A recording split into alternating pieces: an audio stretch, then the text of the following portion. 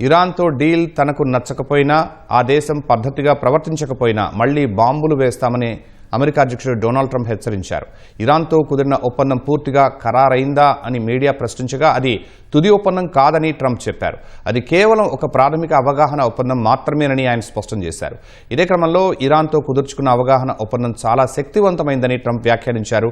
ఆ ఒప్పందం గురించి ఎవరికీ ఎక్కువగా తెలియదని, దానివల్ల అంతర్జాతీయ మార్కెట్లు మాత్రం జోష్లో ఉన్నాయని పేర్కొన్నారు. పశ్చిమాసియా సంక్షోభాన్ని ముగించేందుకు ఇరు దేశాల మధ్య శాంతి చర్చలు జరుగుతున్న తరుణంలో ట్రంప్ చేసిన తాజా వ్యాఖ్యలు తీవ్ర సంచలనం సృష్టిస్తున్నాయి. ఒకవేళ ఇరాన్తో చర్చలు విఫలమైతే గతంలో లాగే ఇరాన్ సైనిక స్థావరాలు, ఇంధన వనరులపై అమెరికా భారీ దాడులకు దిగే అవకాశం ఉందని ట్రంప్ వ్యాఖ్యలు స్పష్టం చేస్తున్నాయి.